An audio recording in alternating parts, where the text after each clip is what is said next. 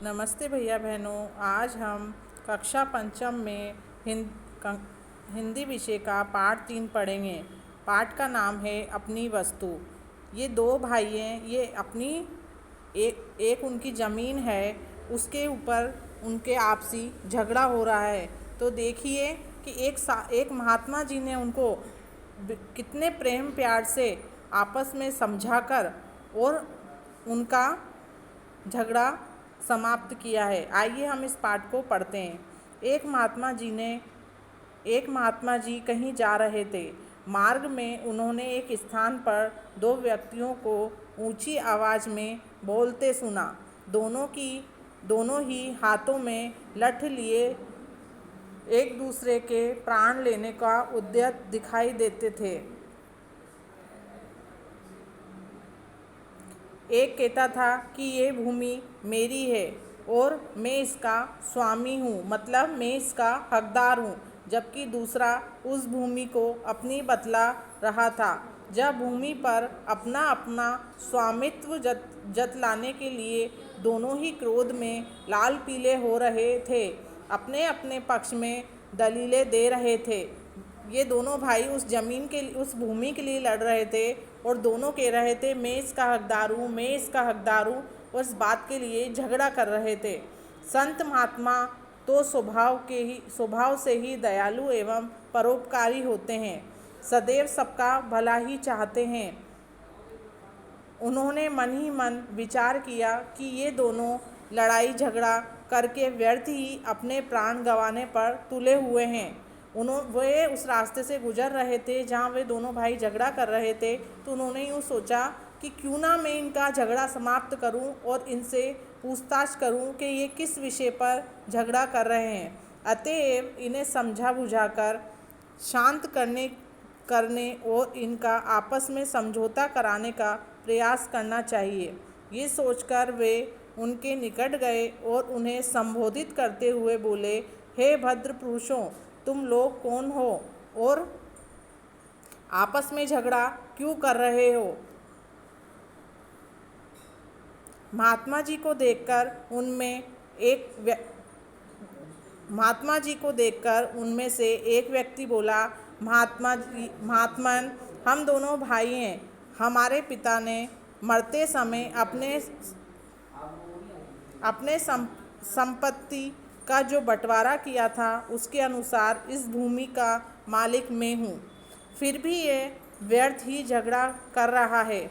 दूसरा व्यक्ति तत्काल चिल्ला उठा, महाराज, ये बिल्कुल झूठ बोल रहा है।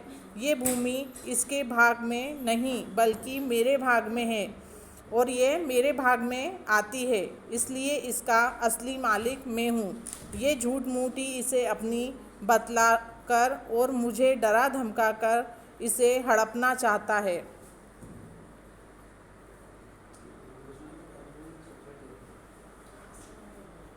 महात्मा जी ने शांत भाव में फरमाया, तुम दोनों ही इस भूमि को अपना कहते हो और अपने अपने में दलीलें देते हो। ऐसे तो इसका निर्णय कभी नहीं होगा। इसलिए अच्छा यही रहेगा कि जिस भूमि के लिए तुम दोनों मरने मारने पर उतारू हो उससे ही ये बात पूछ लो। महात्मा जी ने सोचा, उनकी बात ये पूरी सुनकर सोचा कि मुझे ये बात इनको किस तरह समझानी चाहिए और ये भूमि इनकी हो भी जाए और इनका आपसी झगड़ा भी ख़त्म हो जाए। इसलिए अच्छा यही रहेगा कि जिस भूमि के लिए तुम दोनों मरने मारने पर उतारू हो उससे ही ये पूछ लो कि उसका असली मालिक तुम दोनों में से कौन है। वह स्वयं ही इस बात का निर्णय कर देगी। कुछ पल तक दोनों महात्मा जी के मुख की ओर ताकते रहे, फिर बोले, किंतु ये कैसे संभव है कि भूमि भी कभी बोलती है? महात्मा जी ने उत्तर दिया, हाँ, वह अवश्य बोलती है, परंतु उसकी आवाज़ तुम लोग नहीं सुन सकते। हम सुन सकते हैं, किंतु यह बताओ कि भूमि जो भी निर्णय देगी क्या वह तुम दोनों को मान्य होगा? दोनों भाई इस बात पर राजी हो गए कि जो भूमि बोलेगी वह हम मानने को तैयार हैं। तब महात्मा जी बोले, मुझे बहुत ज़ोर से भूख लग रही है, पहले मुझे भोजन कराओ। वे बोले, भूमि का निर्णय हो जाए फिर आपको डटकर खाना खिलाएंगे, मतलब डटकर यानी पेट भर के भोजन करवाएंगे। महात्मा जी ने कहा, भूमि का निर्णय तो हो ही जाएगा, वे कहीं भागे थोड़ी ना जा रही है, पहले भोजन हो जाए ताकि मन मस्तिष्क कुछ ठिकाने आए, इसलिए तुम दोनों अपने अपने घर से भोजन ले आओ, तब तक हम यहीं बैठेंगे। यह कहकर महात्मा जी एक पेड़ की छाया में बैठ गए। दोनों भाई घर गए और अपने अपने घर से भोजन बनवा कर लाए। भोजन बनाकर लेकर आए। महात्मा जी ने उन दोनों को बैठ जाने को कहा। तत्पश्चात उन्होंने भोजन के तीन भाग किए और दोनों भाइयों को भोजन करने का आदेश देकर स्वयं भी भोजन करने लग गए। इस प्रकार ऊपर की सब बातचीत तथा भोजन आदि में लगभग 2 घंटे लग गए। महात्मा जी ने साथ में भोजन किया और इस प्रकार भोजन करते करते 2 घंटे बीत गए और उन दोनों भाइयों का आपसी गुस्सा शांत हो गया। महात्मा जी की इस समस्त कार्यवाही का उद्देश्य केवल ये था कि दोनों का क्रोध कुछ समय कम हो जाए ताकि उन्हें समझाया बुझाया जा सके, और हुआ भी यही। वे दोनों जब भोजन से निवृत्त हुए तो काफ़ी शांत थे। उन्होंने महात्मा जी के चरणों में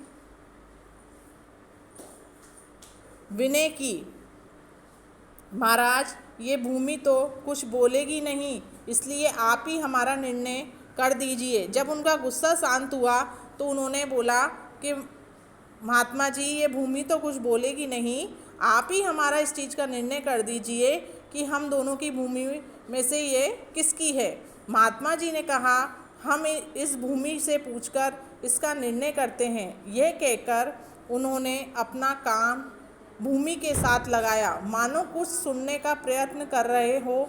कुछ देर तक तो वे भूमि के साथ कान लगाए रहे, फिर सीधे बैठ गए और गंभीर वाणी में बोले, ये भूमि तो कुछ और कह रही है। दोनों भाई बोले, महाराज, भूमि क्या कह रही है? महात्मा जी ने कहा, ये भूमि कहती है कि ये दोनों व्यर्थ ही मेरे ऊपर अधिकार जमाने के लिए झगड़ा कर रहे हैं, क्योंकि मैं इन दोनों में से किसी की भी नहीं हूँ। हाँ, ये दोनों अवश्य मेरे हैं, क्योंकि मैंने इनके परिवार को पाला है, मैंने इनकी कई पीढ़ियों को पाला है और जाते हुए भी देखा है। महात्मा जी की बात सुनकर दोनों भाई बड़े लज्जित हुए, मतलब शर्मसार हुए, और महात्मा जी के चरणों में गिर पड़े। महात्मा जी ने लोहा गर्म देखकर चोट की ओर उन्हें समझाते हुए कहा, तनिक विचार करो कि जिस भूमि के लिए तुम लोग आपस में झगड़ा कर रहे हो, क्या यह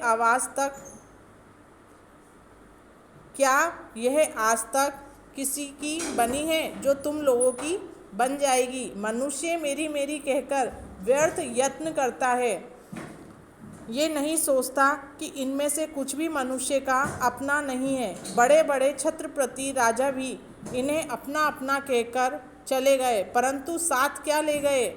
कुछ नहीं।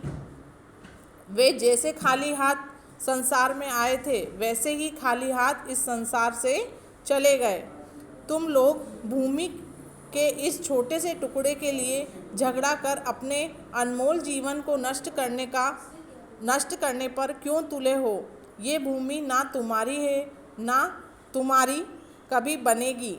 भूमि ही क्या, संसार में जितने भी पदार्थ हैं, धन संपत्ति, मकान आदि, इनमें से कुछ भी तुम्हारा नहीं है।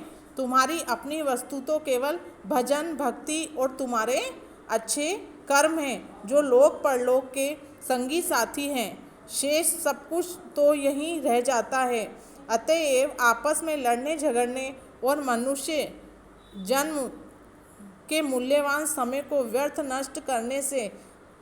नष्ट करने की अपेक्षा जीवन को अच्छे कर्मों और नाम सुमिरन भगवान के नाम में लगाओ, ताकि तुम्हारा लोक परलोक संवर जाए।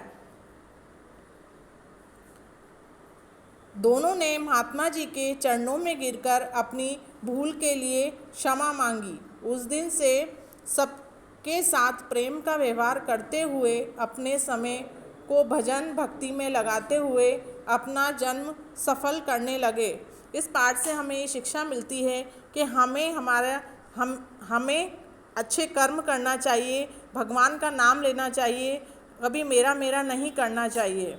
आइए मैं आपको शब्दार्थ बताती हूँ। उद्यत यानी तैयार होना, स्वामित्व यानी अधिकार, संपत्ति यानी धन दौलत,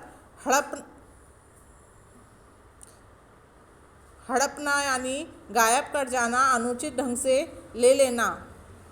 मूल्यवान यानी कीमती, संसार यानी दुनिया, तकनीक यानी थोड़ा। लड़ाई झगड़ा कौन कर रहे थे? लड़ाई झगड़ा आपस में दोनों भाई कर रहे थे। दोनों भाई किसके लिए झगड़ा कर रहे थे? दोनों भाई भूमि के लिए झगड़ा कर रहे थे। दोनों भाई को किसने समझाया? दोनों भाइयों को महात्मा जी ने समझाया। आवसदा, दोनों भाई क्या कर रहे थे? हंसी मजाक, लड़ाई झगड़ा, बातचीत, खाना खा रहे थे। इसमें आएगा ब, लड़ाई झगड़ा। महात्मा जी के लिए दोनों भाई क्या लाए? सोना, फल, भोजन, कपड़ा। इसमें आएगा स, भोजन।